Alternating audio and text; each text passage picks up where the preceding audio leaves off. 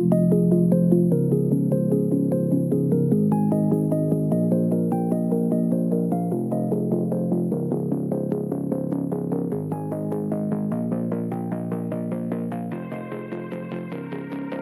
everyone, I'm your host Tom Shaughnessy and welcome back to Chain Reaction, a research-driven podcast that's a part of DeFi Digital. If you're not on Delphi's research portal, you're missing out on the critical analysis read by the top minds in the crypto space, so be sure to check it out.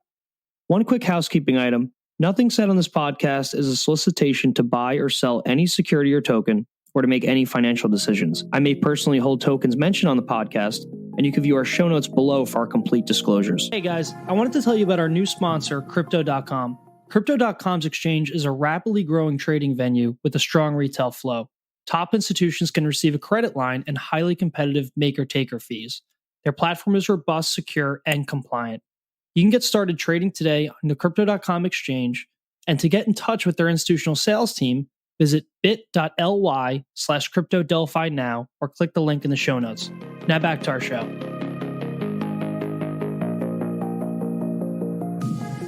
Hey everyone, welcome back to the podcast. Today I'm thrilled to have on Ben and Santiago, who are partners at ParaFi, which is an investment firm focused on digital assets and the DeFi ecosystem. How's it going, guys? It's going great. Thanks, Tom. Hey, Tom. Good to be here. So guys, I want to dive right in. Let's make this hot. Santiago, you brought up a good point before we started diving in that I want to get into really soon about comparing yield farming to kind of like the 2017 ICO boom. But first, it would make sense to kind of just give the 30 seconds on ParaFi. And this is for Ben or Santiago. Sure. I'll get started. This is Santiago.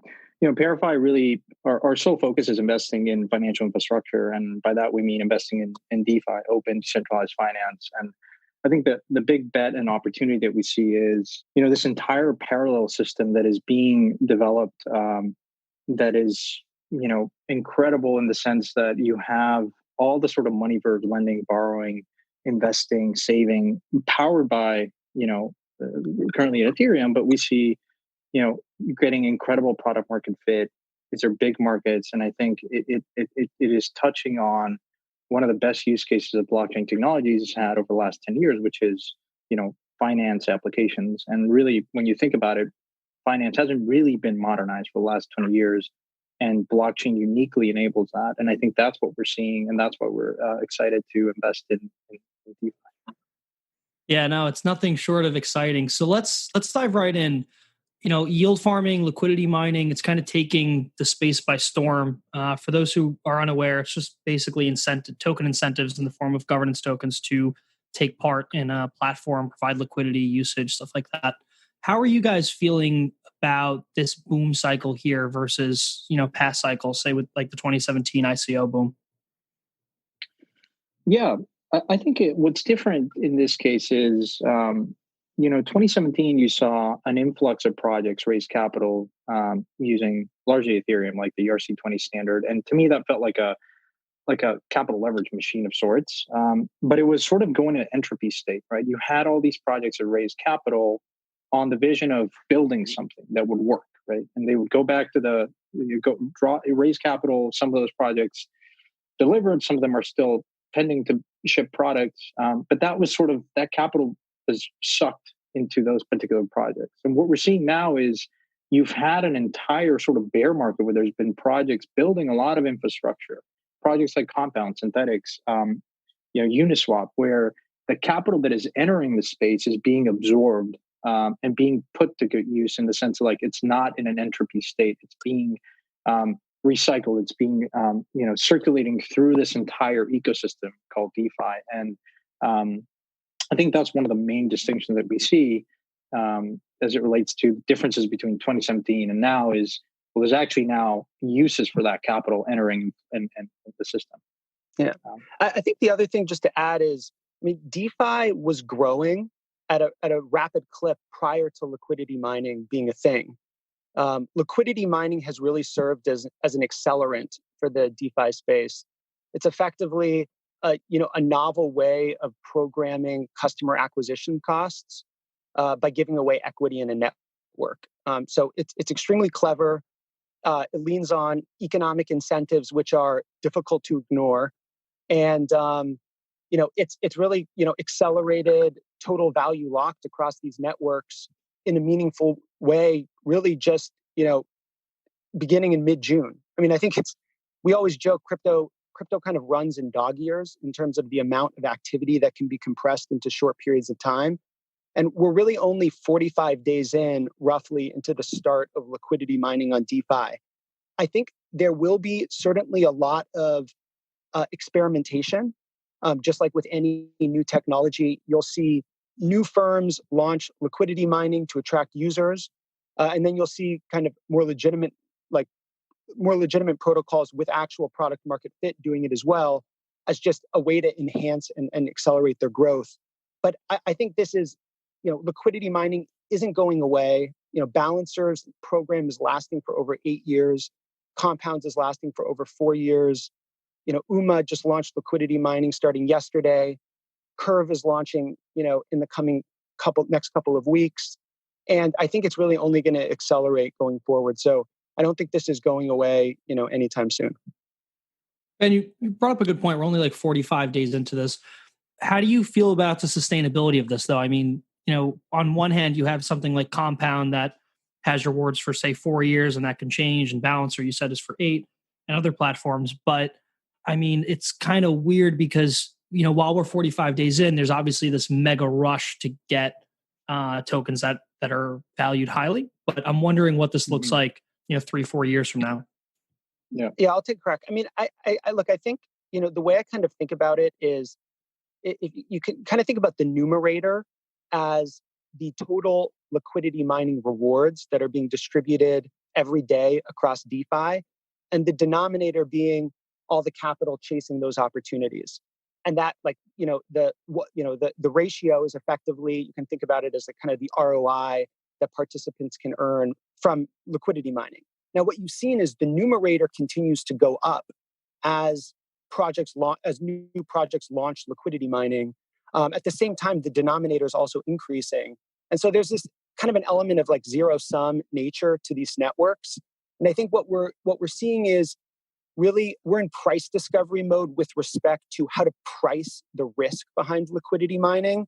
Will, in a long-term equilibrium state, will participants in liquidity mining schemes need to earn 30% or 40% to justify the risk, or will it be more like 20%?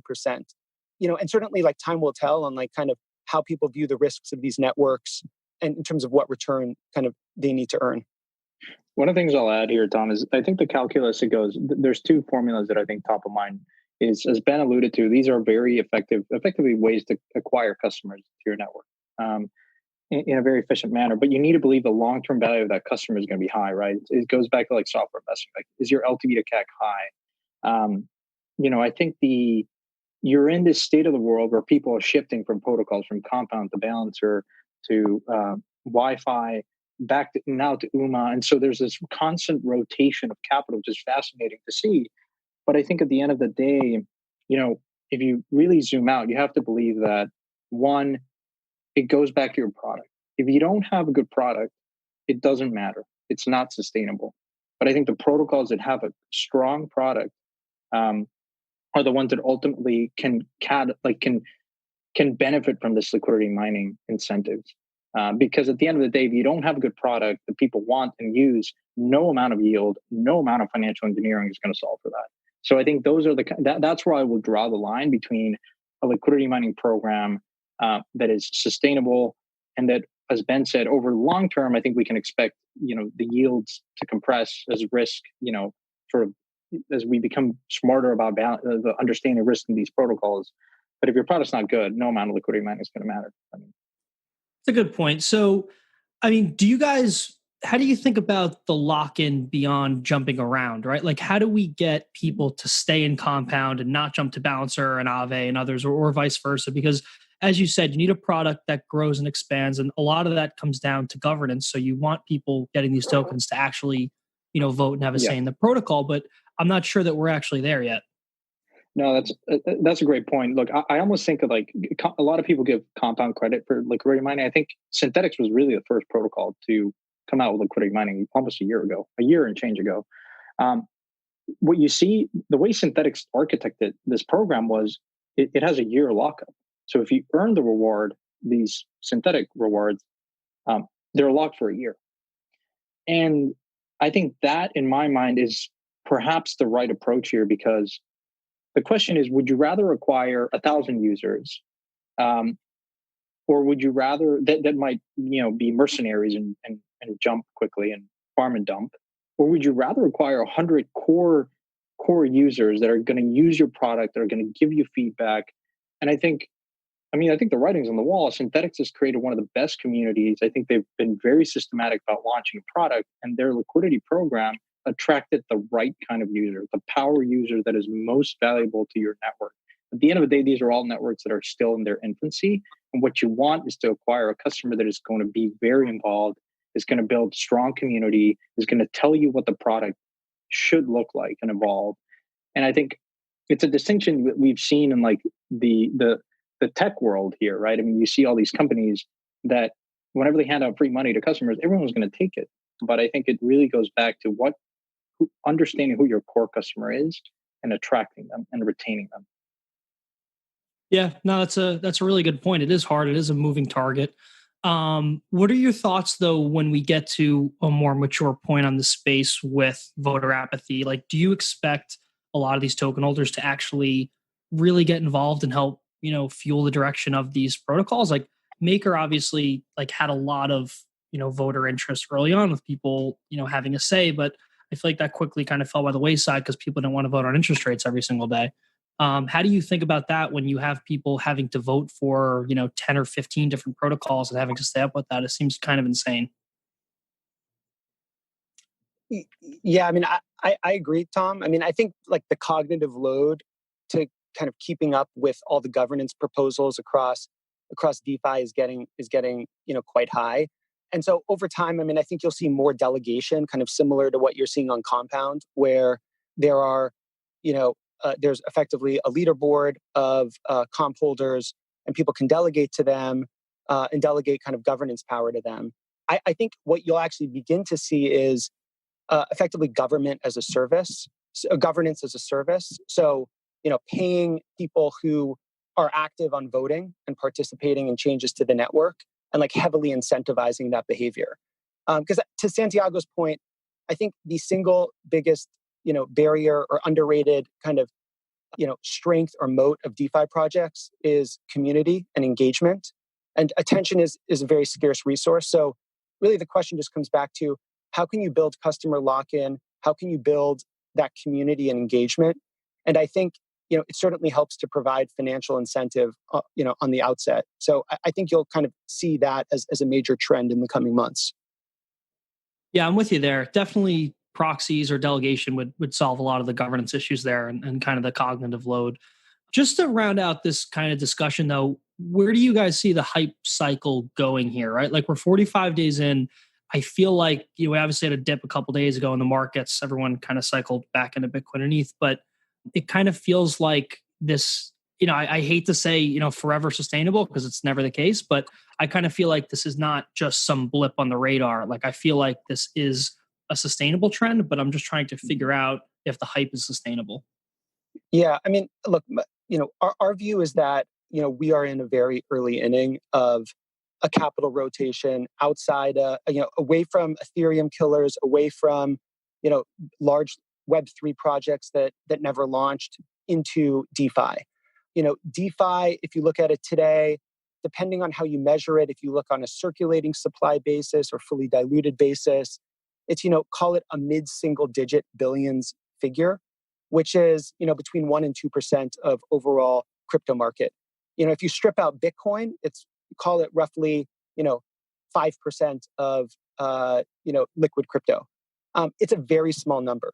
Yet it's the only vertical that you can point at in the blockchain space that over the past kind of 12 years of blockchain, being a thing and public blockchains being a thing, it's the only vertical that has seen like demonstrable product traction, product market fit, people using these systems because they're actually better than the legacy financial system.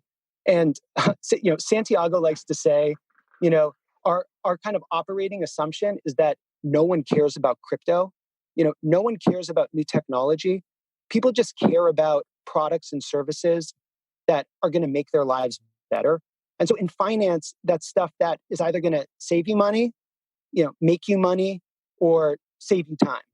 And I think you're seeing, use cases in DeFi that are doing just that.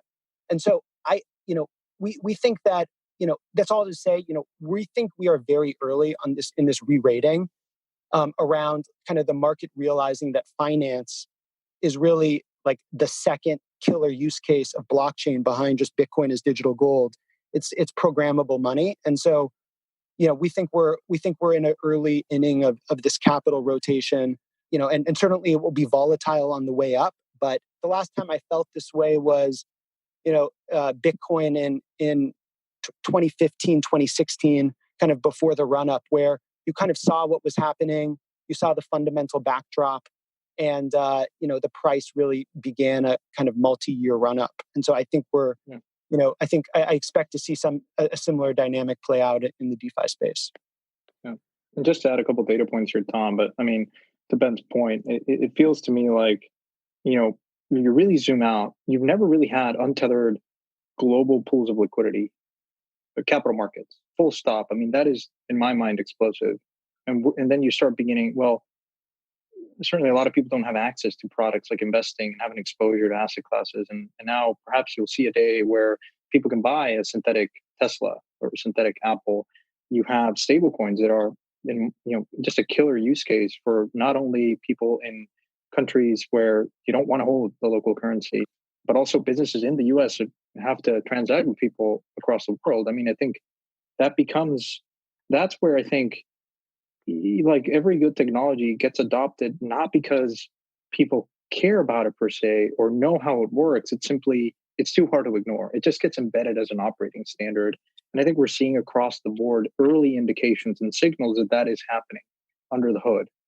You have businesses using USDC globally. You have CeFi. You have companies like Coinbase entering DeFi, interested in DeFi. Another data point is, trading stablecoins, right? That earlier this year, where Curve launched, we were looking at it, and the slippage of trading stablecoins, which has been a hard area with a lot of friction, was almost at parity with Coinbase or like some centralized exchange. Very quickly, that switch flipped, and now, as Ben said, traders are somewhat savage because they care about the bottom line. They're not going to use DeFi protocols because they sort of are in this Orwellian anarchist mindset, which is more of the Bitcoin camp, which is fine. But the reality is mainstream cares about the bottom line, right? A trader cares about his book. And if he can trade a stable coin seamlessly without counterparty risk, with tighter spreads, it's too hard to ignore. And that's the state of the world that we're converging on very quickly. So early signs for sure, but I think we're still, as Ben said, in the first inning of this, evolution of open networks. Yeah, it's I really like your guys' view there because it's long term and it kind of paints the picture on the hype versus sustainability aspect. I like that. Another question for you guys on this point is that, I feel like the internet is kind of undefeated here versus traditional companies because you just have a pool of, millions of people and ideas, and that will always top, 5 or 10 people at a HQ at Twitter or Facebook on iterating and things like that. I'm wondering what your take is, though, long term in terms of the governance itself. Like, do you think people will actually come to Compound and Aave and Curve and others with their tokens and vote to enhance the product themselves, or do you think that it's more for, hey, let's just decide on increased issuance? Like, I'm just wondering what you guys think the level of involvement will be from everyday people around the world on improving these protocols. Mm-hmm. Yeah, I think, just observing, studying politics and how democracies have worked throughout history, I think it's very hard to assume, or I think I struggle to view a world where everyone gets involved, right? I think there's elected representatives that can vote on behalf of the community. Different, I think, from traditional political systems, the openness of how people vote, as Ben said, in the leaderboard at Compound, there's a richness in history of how, for instance, ParaFi's voting on certain proposals on Maker or Compound. And you can observe these in real time. And I think that level of transparency has been, I think, a key distinction that puts more responsibility on on governors, if you will, of the system, because at the end of the day, people can undelegate to you and delegate to another, another for another governor in the system, right? And so I think this ability where people can quickly switch. It's not like in traditional democracy where in the U.S. you have an election cycle every 4 years. Perhaps a more parliamentary system like the UK, when the parliament could be dissolved on moment's notice if the people have a referendum and don't like how the current regime is being governed, you can dissolve parliament, right? I think that it's more close to that parliamentary system where if people don't like how you're voting on a particular proposal or it's contentious, people can undelegate and delegate to another governor. And so I think that implicitly puts pressure and accountability and ownership to the people that are actually voting, right? But I certainly don't think that like traditional people or passive people operating DeFi are going to be as heavily engaged in governance. Hey guys, I wanted to tell you about our new sponsor, Crypto.com. Crypto.com's exchange is a rapidly growing trading venue with a strong retail flow. Top institutions can receive a credit line and highly competitive maker-taker fees. Their platform is robust, secure, and compliant. You can get started trading today on the Crypto.com exchange, and to get in touch with their institutional sales team, visit bit.ly/CryptoDelphi now or click the link in the show notes. Now back to our show. That's really good color. I mean, it kind of flows into kind of like Synthetics' recent decisions, right? Like they created 3 distinct DAOs, like they're actually decentralizing. Do you guys have any takes there? Because I mean, they're a major project, obviously on Ethereum. They have a huge treasury. Then I also have some follow-up questions there. Sure. I think Synthetics going to a DAO is, I think a lot of projects are going in that direction. I mean, look at Wi-Fi, which is probably the purest form of governance distribution that I've seen since Bitcoin, really. And I think that it goes back to the point of how do you create a community?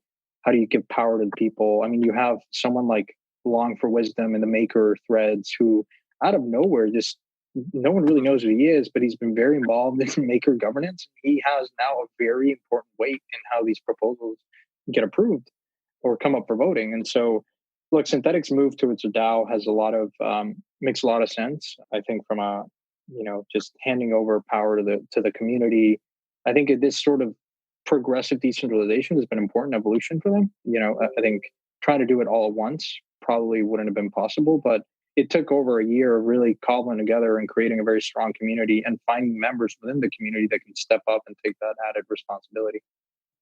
Yeah, I'm with you there. It's I give them a lot of credit for kind of progressively decentralizing. It's not easy, and a lot of projects, frankly, kind of mess it up. So I'm excited to see if they could they pull it off. Do you think that we'll get to a world where kind of Kane and the main team are literally not at Synthetics anymore? Like, do you think that over the next couple of years this could run without them? I think knowing Kane and the team, I think they have a lot of passion in this, so I think they'll be involved. Now, the question is, can the system survive without them, right? Can there be continuity to the project? And I think the answer in my mind is yes. They've created, and look at sort of D-Hedge, which is perhaps one of the first protocols to build on top of Synthetics, which is fascinating in my mind. You talked about the treasury. I mean, Synthetics has roughly 180 million in treasury, which equates to like 45% of their circulating supply, 25% fully diluted.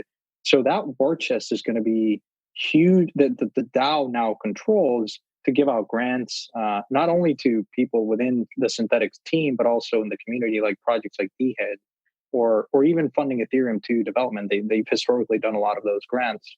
So I think it's becoming very interesting to see a project like D-Hedge, which is building on top of Synthetics, to what I call like sort of the hub and spoke model, which is like you've created a platform. Now you have the end state is to have all these different applications built on top of your platform.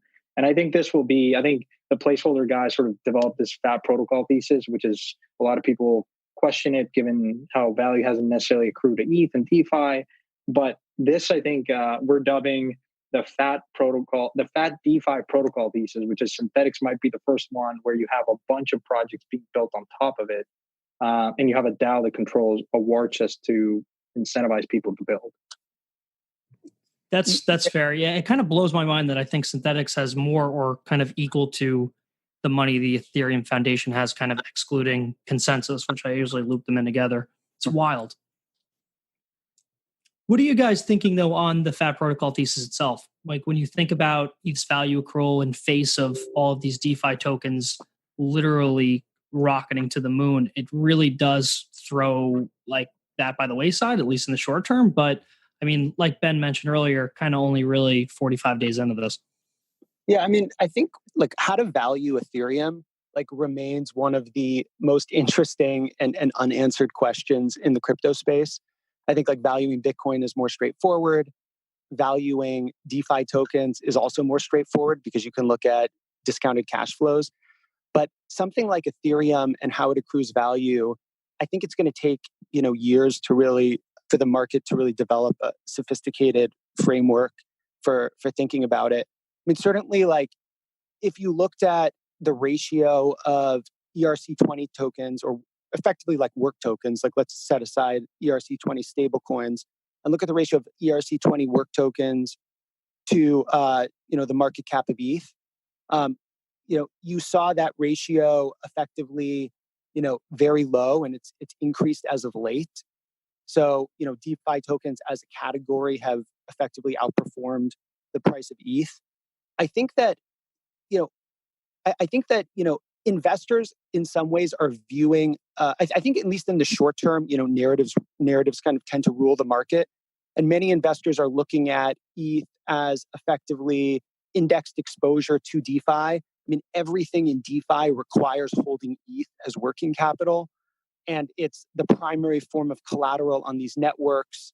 It's in some of these networks, it's a medium of exchange, although that's increasingly moving to stable coins. So it's difficult to envision a world where DeFi becomes, a new and open financial system that's global and permissionless and supports, let's say, billions of dollars of financial activity, but Ethereum, continues to, ETH does not increase in value.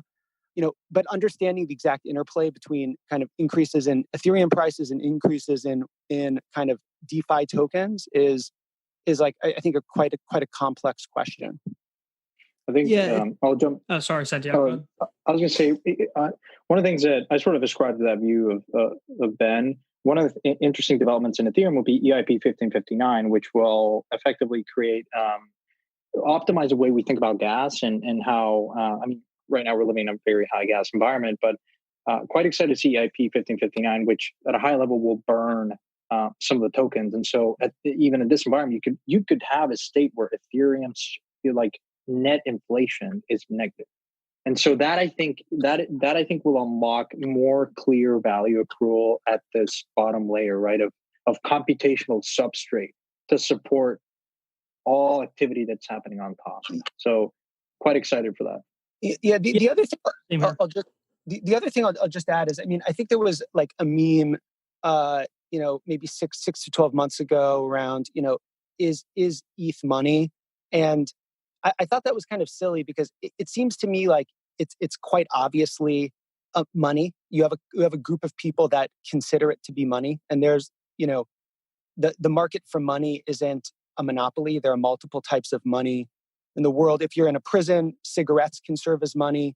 And really, like if you think about it in the ETH economy, ETH is used as a store of value for some. It's used as a medium of exchange. It's used as a unit of account. It's also effectively a commodity. So I think that to some degree, you'll see ETH continue to accrue a monetary premium as DeFi kind of continues to grow and kind of continues to grow as the primary use case on top of Ethereum. Yes, those are all really good points, Santiago. I'm excited for EIP 1559, especially just for the UX benefits and just being able to understand gas prices more easily for users. I think it's cool, especially with the burn. Ben, back to your earlier point, how do you think though about, I guess, portability of apps built on Ethereum? Like, let's say that you're building, take an example, Synthetics, Compound, whatever you really want. But let's say Ethereum goes to proof of stake. The market cap and the price really don't keep up. And let's just say it's, somewhat cheap to attack the network. We'll just use vague round numbers here, but what's your take on these projects moving to other chains? Because it seems like, in theory, hey, just port them over to a better chain, but there's obviously like a lot of risks that go in there, right? Like obviously moving the code, the community, your treasury might be denominated in ETH. Like, how do you kind of think through that risk over the next 5 or 10 years? Yeah, I mean, I think it's it's a very theoretical risk, and I don't view it as a risk necessarily, and certainly not in the near term.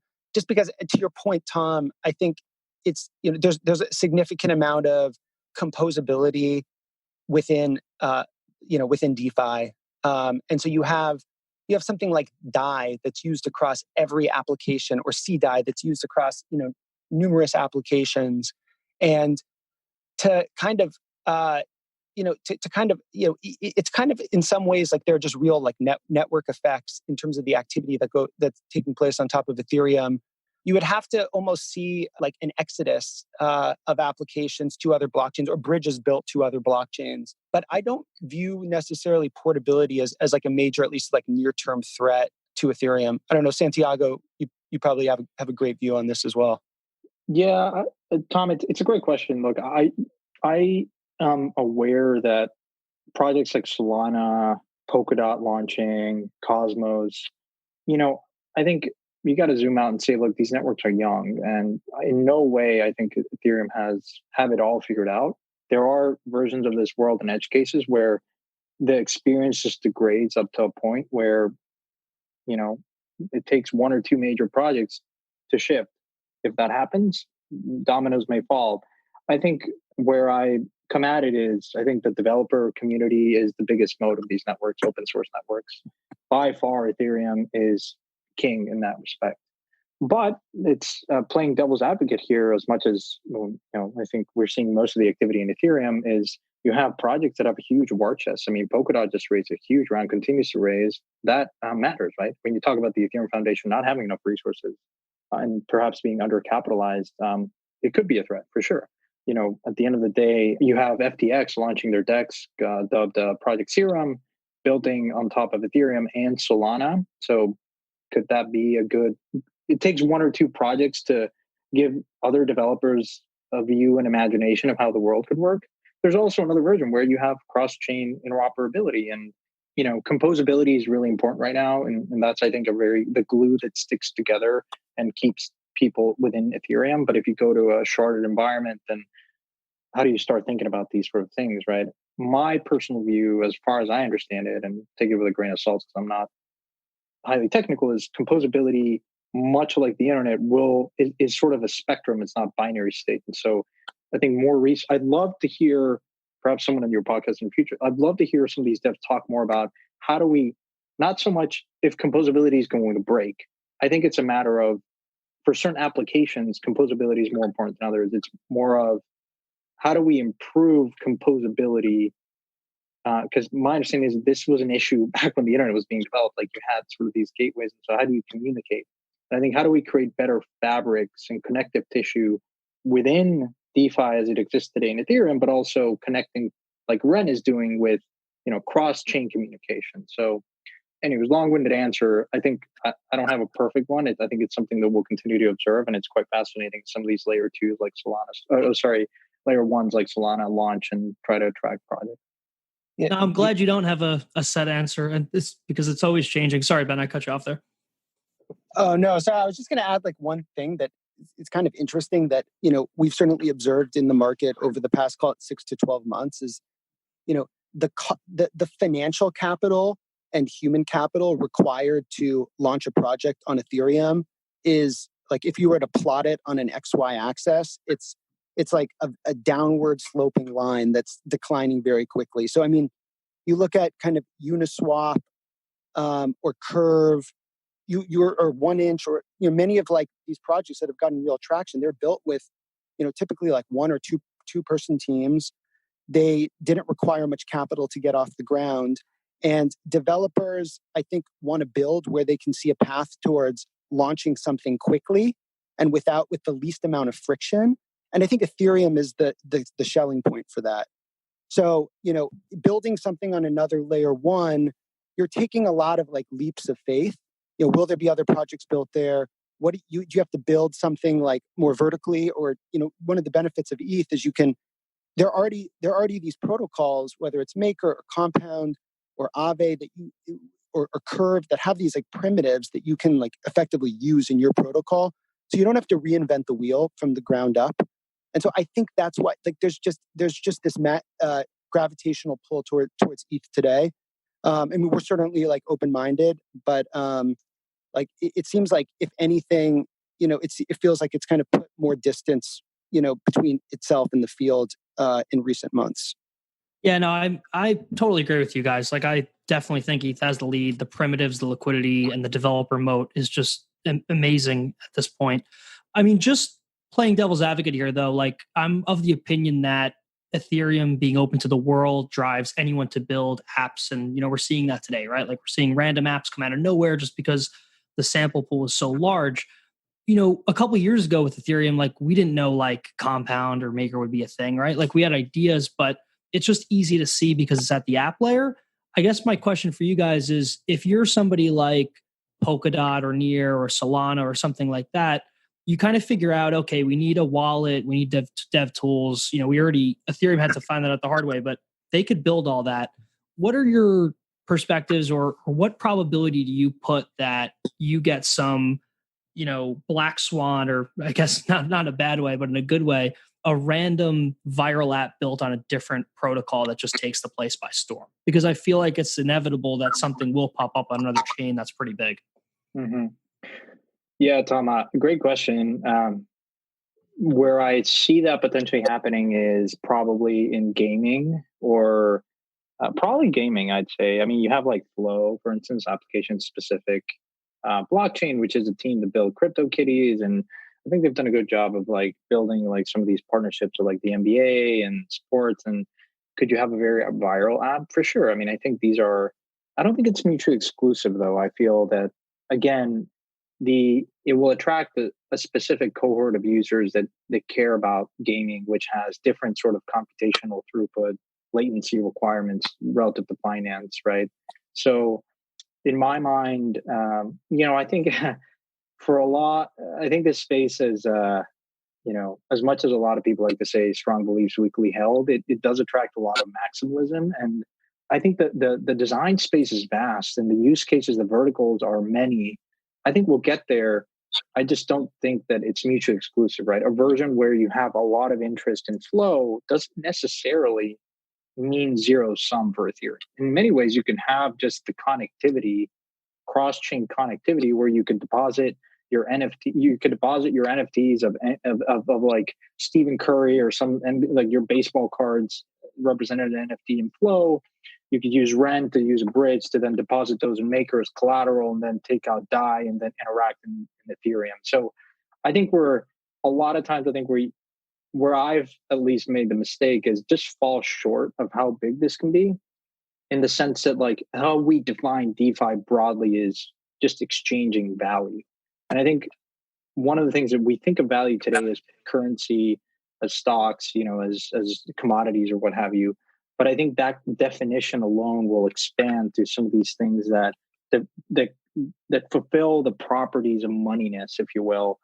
And what's fascinating is seeing things like Zora Foundation or even NFTs, where you can have efficient price discovery on otherwise illiquid assets, right? And the digital scarcity component combined with an AMM to get price discovery on like digital art, I think is going to be explosive. And I think that's where you can start supporting different application blockchains that are designed for these use cases. It's just a matter of connecting them, in my mind. Yeah, no, the connections are brutal. And the connections have changed a lot over time, right? Like, you had Polkadot talking about bridges a while back, and now they're a layer one. And now you have, Cosmos with token transfers, and now you have liquidity pools and AMMs. It seems like the value transfer within Ethereum and different projects has gotten a lot better to date. I mean, just look at Uniswap and 1inch and stuff like that. Kind of paints that picture too. Guys, what do you think about, last question for you guys to kind of round out this debate, not really debate, but more discussion. The DeFi versus CeFi space is super interesting to me, right? Like, you have, massive unicorns like Coinbase and Binance and others, and Coinbase might do an IPO. I'm wondering if they have to put Uniswap or Curve in their S1 here as a competitor. But how do you kind of view the convergence between the two? Because it seems like the geeks and the nerds are always years ahead of kind of mainstream investors in the world, and it seems like the space is shifting to a crypto native world outside of kind of the enterprises and the institutions that we kind of think of as normal companies and stocks. So, I mean, I'm kind of more bullish on the crypto side of things, but I want to get your take on the convergence. Yeah, I mean, I think it's really interesting that more recently you've seen examples of kind of just DeFi being, cheaper than CeFi or faster than CeFi or offering less slippage than CeFi. Currently you can borrow a stable coin at 0% from MakerDAO, and you've started to see CeFi firms step in, borrow stable coins at 0%, and then re-lend them out at a higher interest rate OTC. So I think increasingly you're going to see like effectively a convergence between CeFi and DeFi, where CeFi leverages DeFi potentially on the back end. And I think, if DeFi is to scale to, millions of people beyond kind of the couple 100,000 that use it today, it's really going to need kind of a lot of its complexity abstracted away. So, thinking about kind of using it on the back end and not even knowing that you're trading on Uniswap or borrowing from Maker, or lending on Compound, but you're doing it through a familiar interface. And so, I mean, what's exciting to me, just to close out my thought, is just seeing, like, to Santiago's point, like the fact that you can trade stablecoins, with less slippage through an AMM versus a two-sided order book, I mean, is just completely novel and explosive. And I think that, like if you look at DEX volume as a percentage of centralized exchange volume, it continues to grow. And it just comes down to, like, if a technology is offering like real value in finance, people are going to use it. And so I think that's what you're starting to see. So I don't see CeFi and DeFi as like mutually exclusive. I kind of just see a convergence between the two. That's fair. I mean, if you had to pick an extreme, though, do you think like Compound puts BlockFi out of business and, pools and AMMs put Coinbase out of business? I mean, that's obviously like a very nuanced, long question, with some serious difference in demographics and stuff. But what do you think? Well, yeah, I would say, look, in a long-term equilibrium state, like it will be very difficult for traditional capital sources to be as economical as borrowing from Maker. It's because it's open source software, its cost of capital is structurally lower. Like versus JP Morgan, which has offices and ATM machines and people to pay, and it has shareholders where there's a cost of capital. I mean, MakerDAO is just software, right? So for a protocol like that, you can envision a state of the world where the DAI savings rate is higher than, is effectively higher than, federal funds rates, and the borrow rates are, lower than prime. And like, because these systems, I think in equilibrium will create more surplus for consumers, and they'll just inherently be less rent seeking. And so, I mean, capital has a way of just finding of making its way to like the cheapest or most advantageous place. And so if I were to bet just singularly on DeFi or CeFi, I'd bet on DeFi. I'm with you there, Ben. It's way more fun too. yeah, exactly. Yeah, guys, it's incredible having you on. We got to make this a recurring thing. I like the dynamic you guys have and your focus, and kind of how you could zoom out and view this less in a per project vacuum and more on a more global, multi-year scale in context with everything else going on. So I really appreciate you guys hopping on. And Ben or Santiago, please tell people where they could follow you to learn more about you guys and ParaFi. Yeah, you can reach me by email. I'm at ben at parafi.capital, and I lurk on Twitter. But you can kind of find me through through Telegram or other channels as well. Yeah, the best way is Ben's a little bit more traditional, but I am on Twitter at Santiago Roel, or you can go to parafi.capital, our website, and we'd love to hear from anyone that's building in the space or just generally curious. I love that. And Ben, you are the third person who's dropped an email on 150 episodes. The last one was CEO of River. I love it. I mean, I think it's just a savage move. But thanks so much for coming on, guys. Yeah, thanks, Tom. Thanks, Tom. Really enjoyed this. Take care. Hey, everyone. Thanks for listening to the podcast. If you enjoyed it, please support the show by hitting subscribe on iTunes, writing a review, or sharing this episode on Twitter and LinkedIn. And stay tuned for our next episode out soon.